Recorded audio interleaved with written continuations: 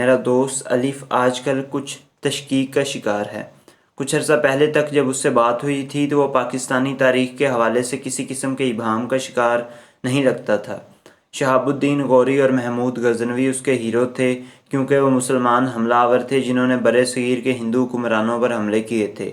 پنجاب کے عوام کے بارے میں الف کا خیال تھا کہ پنجابیوں نے کبھی بیرونی حملہ آوروں کے خلاف مزاحمت کرنے کی کوشش نہیں کی، اور یہ بتانے کی چنداں ضرورت نہیں کہ شہنشاہ اکبر کے مقابلے میں الف کا ووٹ اورنگزیب کی طرف تھا۔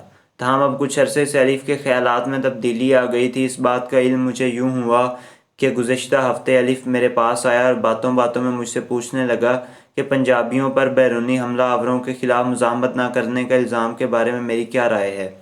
میں نے الف کو ٹالنے کی کوشش کی اور کہا کہ بہتر ہے کہ ان سوالوں کا جواب تم سہیل وڑائچ صاحب سے لو، جو پنجابیوں کے سب سے بڑے وکیل ہیں۔ الف نے بتایا کہ اس نے سہیل وڑائچ سے رابطہ کرنے کی کوشش کی تھی، مگر وہ نصیب و لال کے ساتھ ایک دن گزارنے میں مصروف تھے، اس لیے بات نہ ہو سکی۔ اس روز مجھے اندازہ ہوا کہ الف تشکیک کا شکار نہیں ہوا، بلکہ ذہنی طور پر تقریباً بدل چکا ہے۔ الف کی میرے ساتھ گفتگو بیرونی حملہ آوروں اور پنجابیوں کے کردار کے گرد گھومتی رہی۔ میں نے الف کو کہا کہ محمود غزنوی نسلاً ترک تھا۔ اس نے جب ہندوستان پر حملے کیے تو جواب میں پنجاب کی جنجوعہ برادری نے مزاحمت کی۔ اس وقت یہ لوگ ہندو تھے۔ اس کے علاوہ گکھڑ، کھوکھر، سیال اور بھٹی برادری سے تعلق رکھنے والے پنجابیوں نے بھی بے جگری سے محمود غزنوی کا مقابلہ کیا، مگر غزنوی کے آگے کوئی نہ ٹھہر سکا اور بالآخر 1021 میں لاہور شہر محمود غزنوی کے قبضے میں چلا گیا۔ ابھی میں نے یہ مثال دی ہی تھی کہ الف میری بات کاٹتے ہوئے بولا، جو بات تم کہہ رہے اس کا حوالہ دو۔ میں نے اسے بتایا کہ یہ بات راج موہن گاندھی کی کتاب Punjab a history from Aurangzeb to Mountbatten میں لکھی ہے، نکال کر پڑھ لو۔ پنجاب کی تاریخ پر یہ ایک مستند کتاب ہے۔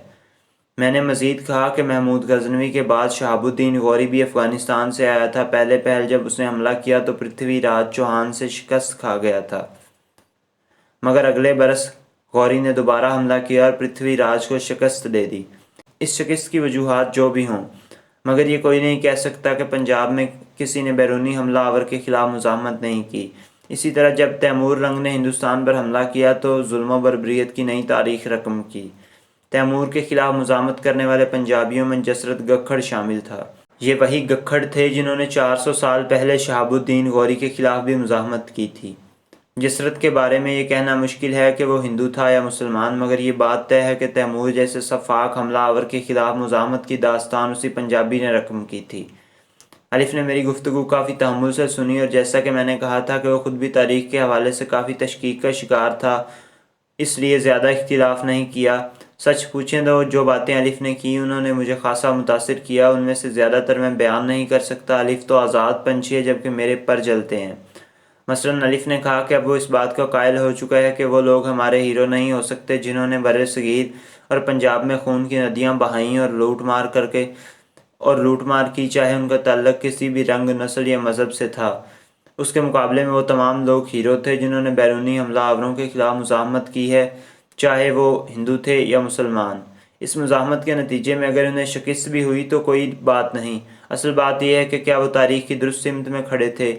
اس کا جواب ہے کہ ہاں۔ یہاں ایک اور بحث بھی جنم لیتی ہے کہ بیرونی حملہ آور ہم کس کو کہتے ہیں۔ غزنوی، غوری، تیمور کی حد تک تو ٹھیک ہے کہ وہ بیرونی حملہ آور تھے۔ بابر کے بارے میں بھی یہی رائے رکھی جائے گی، لیکن بعد میں آنے والے مغل حکمرانوں جو ہندوستان ہی میں پیدا ہوئے اور یہیں شادیاں کیں اور یہیں وفات پائی، کیا انہیں بھی بیرونی حملہ آور کہا جائے گا؟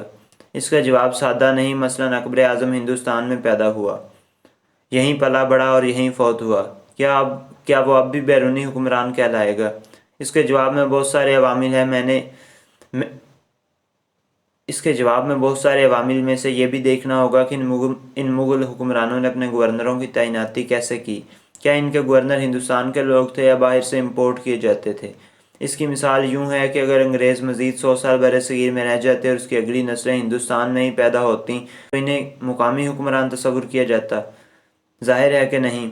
الف نے جاتے جاتے ایک پتے کی بات کی تھی کہ آج ہماری سوسائٹی میں جو مذہبی منافرت نظر آتی ہے، کہیں نہ کہیں اس کی کڑیاں اس تاریخی مغالطے سے جا ملتی ہیں جس کے تحت غوری اور غزنوی محض اس لیے ہمارے ہیرو ہیں کہ اس نے سومناتھ کا مندر تباہ کیا، دوسرے نے پرتھوی راج چوہان کو شکست دی، اور تو اور ہم تیمور جیسے سفاک شخص کو بھی محض اس لیے ہیرو ماننے کے لیے تیار ہیں کہ وہ مسلمان تھا، حالانکہ جتنا نقصان اس نے پنجابیوں کو پہنچایا شاید کسی اور حملہ آور نے نہ پہنچایا ہو۔ بقول الف مختصر بات یہ ہے کہ پنجابیوں نے بیرونی حملہ آوروں کے خلاف اتنی ہی مزاحمت کی جتنی کسی اور خطے کے لوگوں نے کی، لہٰذا پنجابیوں کے بارے میں غلط فہمی کو اب دور کر لینا چاہیے۔ میں نے اس بات پر الف کو غور سے دیکھا، اس کے چہرے پر اس وقت تشکیک کے آثار نہیں تھے۔